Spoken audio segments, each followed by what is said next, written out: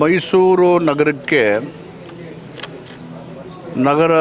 ನೀರು ಸಗಟು ನೀರು ಸರಬರಾಜು ಮಾಡುವ ಕಬಿನಿ ನೀರು ಸರಬರಾಜಂತೆ ಮತ್ತು ಹಳೆ ಉಂಡುವಾಡಿ ಬಳಿ ಕಾವೇರಿ ನದಿ ಮೂಲದ ಯೋಜನೆ ಕುರಿತು ಸುಮಾರು 38 ಕೋಟಿ ರೂಪಾಯಿನ ಅಂದಾಜಿನಲ್ಲಿ ಕಾಮಗಾರಿ ನಡೀತಾ ಇದೆ. ಕಬಿನಿ 1ನೇ ಹಂತದ್ದು 60 MLD,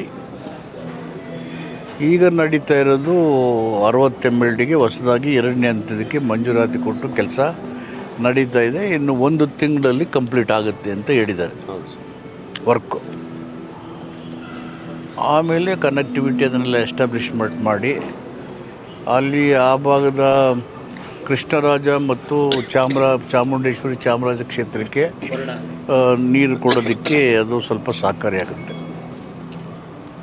ಮೈಸೂರು ನಗರದ ಜನಸಂಖ್ಯೆ 2011 ಪ್ರಕಾರ 9,20,550 ಅಂತ ಇದೆ 2011 ಸೆನ್ಸಸ್ ಪ್ರಕಾರ. ಅದೀಗ 2025 ಸೇರಿದ್ರೆ ಅಂದಾಜು 13 ಲಕ್ಷದಿಂದ 14 ಲಕ್ಷ ಆಗ್ಬೋದು ಅಂತ ಅಂದಾಜು ಮಾಡಿದ್ದಾರೆ.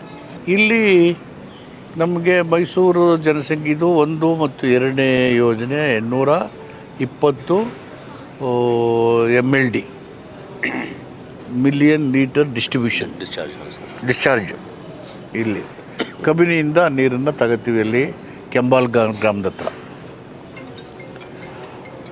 ಅದರಿಂದ ನಮ್ಮ ಆ ಭಾಗದ ಇದಕ್ಕೆಲ್ಲ ನೀರು ಕೊಡಲಿಕ್ಕೆ ಆಗುತ್ತೆ. ಮತ್ತು ಇಲ್ಲಿ ಉಂಡುವಾಡಿದು ಸುಮಾರು 102 ಎಕರೆ ಜಮೀನು.